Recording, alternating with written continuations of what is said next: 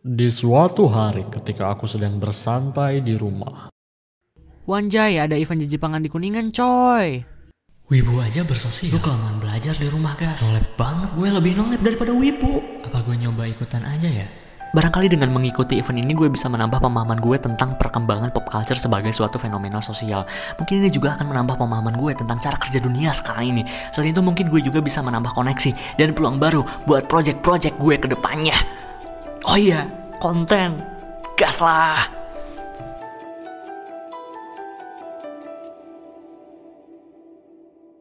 Yap, jadi ini adalah pengalaman pertamaku dalam mengikuti event Jepangan atau cosplay kayak gini. Sebenarnya ya, aku juga bukan fans otaku atau wibu banget sih. Hanya secara kasual dan mengikuti agar bisa punya bahan obrolan sama orang lain. Bisa dibilang, ini juga salah satu dari bentuk wawasan lah ya. Jujur, aku cukup senang mengikuti event seperti ini. Aku senang melihat antusias para remaja bahkan orang dewasa untuk mengikuti kegiatan seperti ini.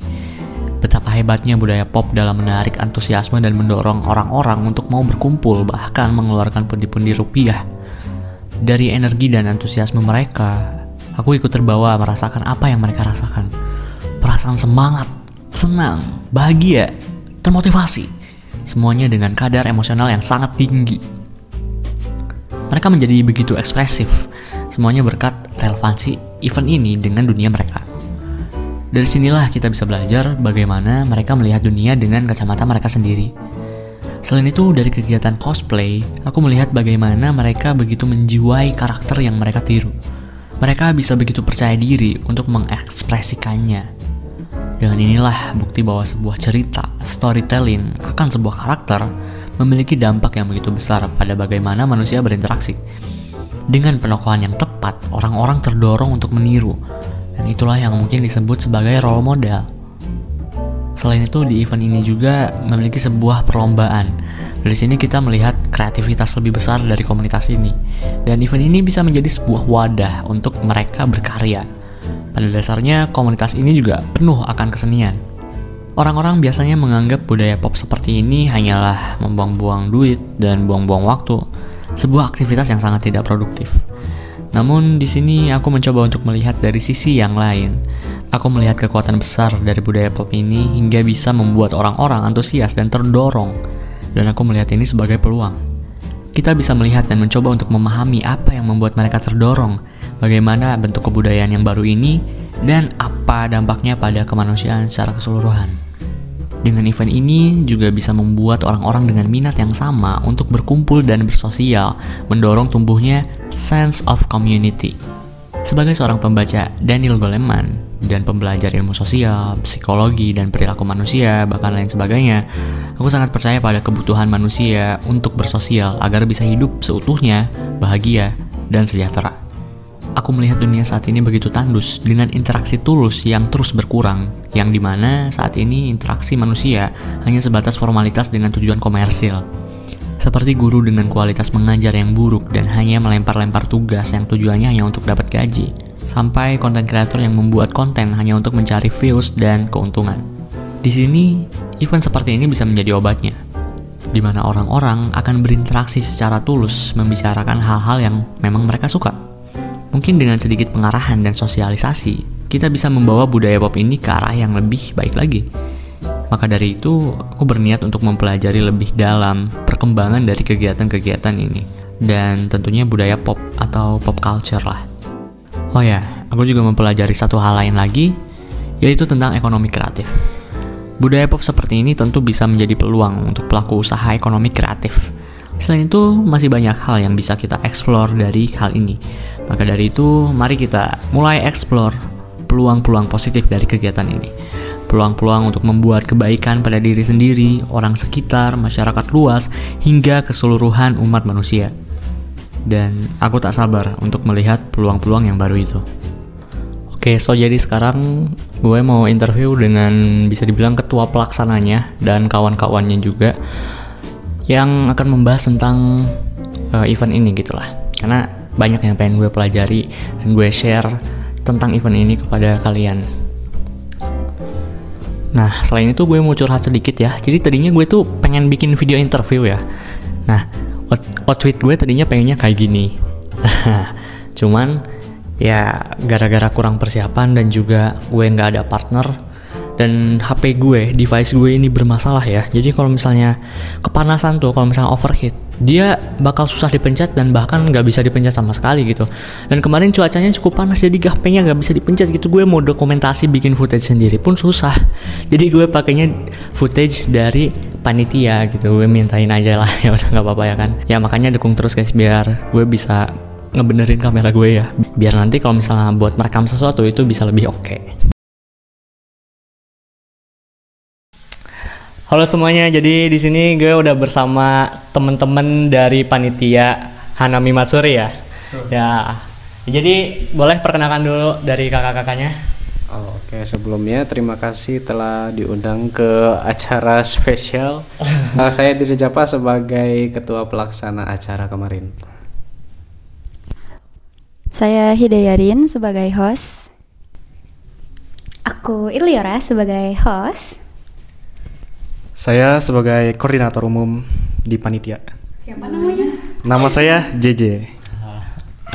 Ya, jadi di sini kita mau membahas perihal event kemarin ya, karena bisa dibilang jarang-jarangnya event kayak gini di Kuningan. Betul. Ya, jarang-jarang. Oke, jadi kita langsung aja ke pertanyaan-pertanyaan yang sudah disiapkan. Oke.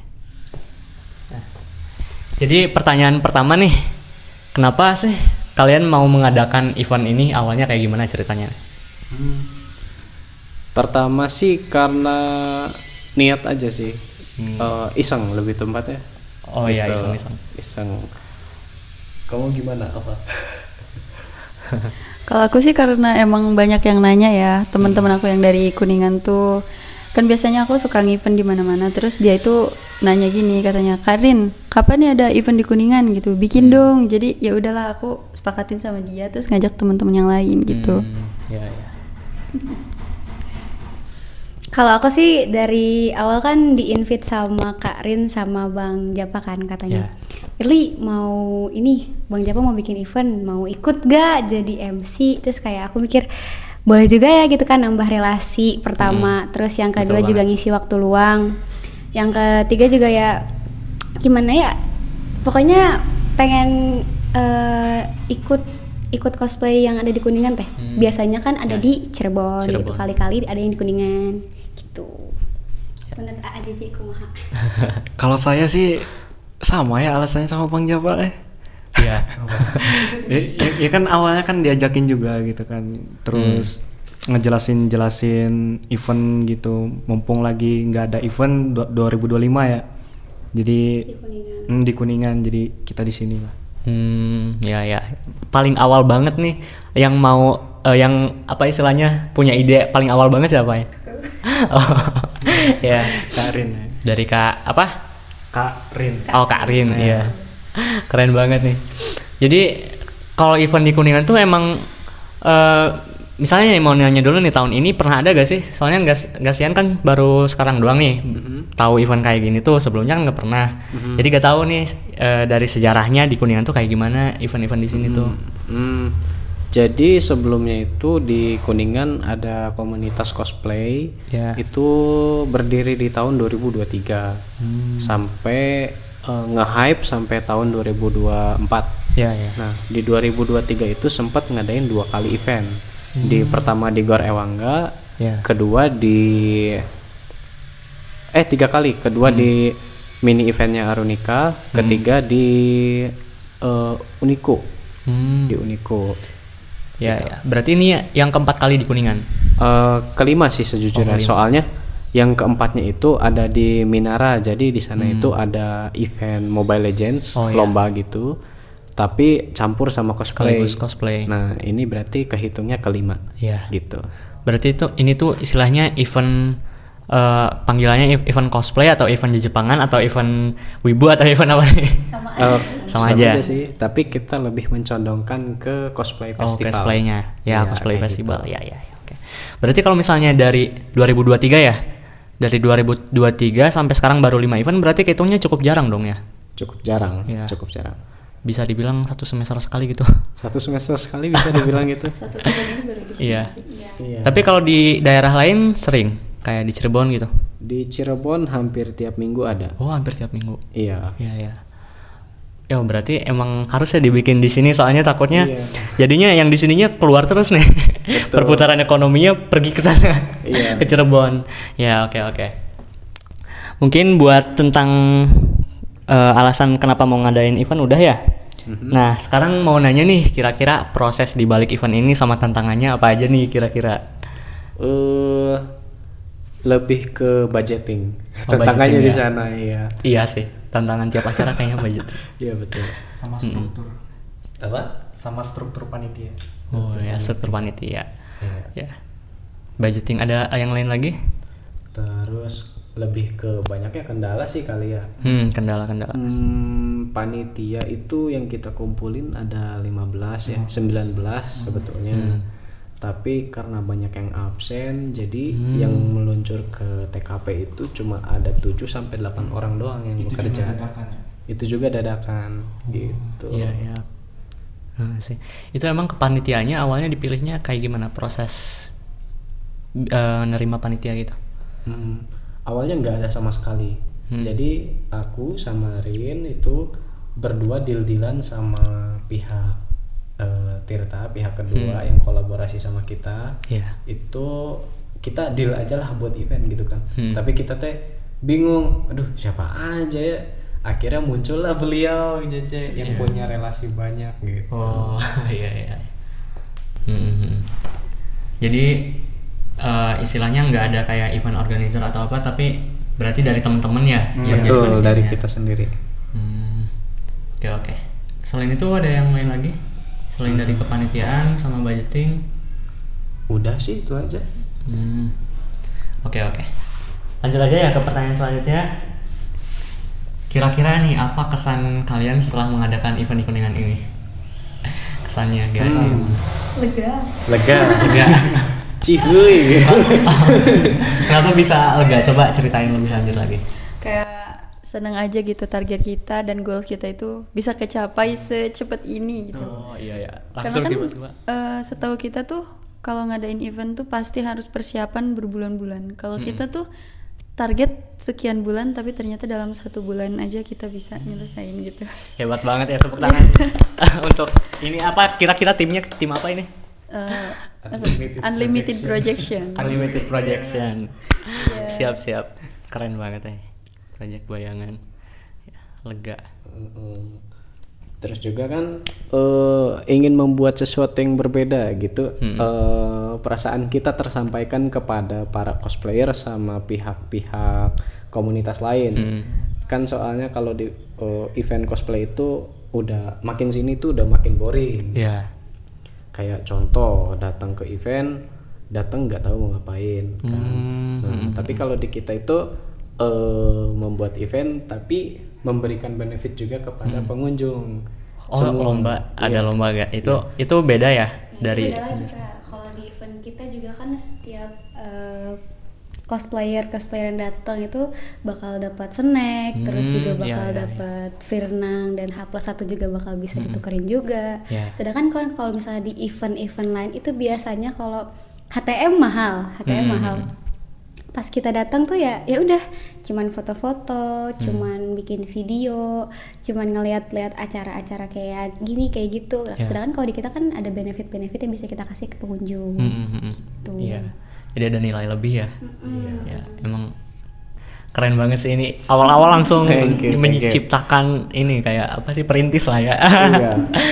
Trailblazer aja. Amin. Oke, jadi kesannya sangat menyenangkan ya? Iya, happy lah. Dari yang lain, misalnya dari komunitas-komunitas cosplayer dan lain sebagainya gitu, kira-kira gimana responnya? Kesannya juga, yang setaunya lah gitu. Syukur kemarin ada yang protes tapi alhamdulillah ya tidak berdampak ke hasil eventnya. Terus ada yang senang juga, contohnya dari kemarin ada yang dari Brebes itu Nova Metal. Itu mereka yang jadi trigger pemacu acara kita biar bisa nge-hype gitu. Benar. Nah, dari sana yang bikin menariknya. Oke. Lanjut ke pertanyaan selanjutnya. Kedepannya nih mau ada apa lagi dari Unlimited Project ini? Ada lagi ini gak kayak gebrakan-gebrakan baru lagi atau kayak gimana? Oh iya. Buat jujur aja, buat Unlimited Projection itu sebetulnya kita buat komersial biasa sih awalnya. Iya. Kayak bikin cinematic vlog, kayak vlogging, cinematic movie atau film kayak gitu-gitu. Tapi tahu-tahunya nyasar ke sini. Tapi mungkin ada bulan depan atau bulan depannya lagi ada Hanami Matsuri Part 2 mungkin. Kayak gitu. Bagus banget ya. Jadi ya biar yang di Kuningan bisa lebih aktif lagi ya. Betul. Atas ininya. Oke. Jadi bakal ada lagi nih ke depannya ya? Kemungkinan ada. Kemungkinan besar ada. Boleh. Nah, sekarang nih mungkin bisa dibilang pertanyaan terakhir nih. Oke. Jadi pesan dari kalian nih untuk para penonton, karena mungkin nanti ada orang-orang Kuningan atau yang lainnya ikut nonton juga nih, ada pesan gak nih tentang ngasih tau event ini atau apa gitu segala macam? Boleh, silahkan. Pesan kesannya untuk penontonnya tuh dalam hal bebas nih, misalnya ini nanti nih kita kedepannya mau ada hal baru lagi, terus jangan lupa buat ikut support dan lain sebagainya, buat informasi aja nih biar orang-orang bisa lebih tahu tentang, ya bisa lebih visible lah tentang Unlimited Projection ini. Oke. Untuk warga Kuningan, Cirebon, Indramayu, Majalengka, kalau misalkan kalian mau ikutan cosplay atau event cosplay itu boleh-boleh aja loh. Mau warga biasa, warga sipil, warga yang konvensional pada umumnya lah, itu diperbolehkan karena ini itu acaranya untuk umum gitu. Terus juga kalau misalkan kalian mau rental kostum itu banyak penyedianya. Nanti kalian bisa langsung hubungi ke komunitas-komunitas cosplay aja, rekomendasikan tempat cosplay rental yang bagus. Nah, nanti mereka langsung jawab tuh. Bisa juga ke Unlimited Projection, nanti tinggal DM aja ya. Stay tune terus, perjalanan kita bakal ada apa aja yang bakal muncul di masa depannya. Mungkin entah itu event lain atau apa, kalian bisa Mungkin dari saya sih kedepannya akan lebih baik dari sebelumnya. Oke. Itu aja. Siap. Mungkin ya di perbincangan singkat ini sampai segitu aja dulu ya. Jadi ini juga emang bisa dibilang konten video pertama yang wawancara seperti ini gitu. Ya soalnya tadinya ya cuman video monolog, tapi sekarang bisa langsung ngobrol kayak gini. Jadi ini pasti bakal menjadi sebuah revolusi baru lah untuk kita semua. Bagus. Oke. Ya semoga nanti kita semua bisa mencapai tujuannya masing-masing lah. Mungkin nanti dari Unlimited Project Unlimited Projection ya. Kedepannya bisa membuat project-project baru yang lebih wah, dan semoga ya Gasen juga bisa membuat video yang lebih baik lagi. Amin. Okay. So, jadi itu saja mungkin ya. Terima kasih ya kakak-kakak yang sudah datang. Terima kasih. Ini disponsori oleh jus buah ya guys ya. Biar kalian bisa terus sehat nih. Beli aja dari jus buah terdekat ya. Jus buah terdekat siapapun itu penjualnya. Biar kalian tetap sehat. Soalnya konsumsi buah-buahan kurang ya guys ya. Jadi para petaninya kurang sejahtera nih. Jadi kalian ayo lah banyak-banyakin konsumsi buah-buahan. Betul. Okay, so see you next time in the next video. Goodbye.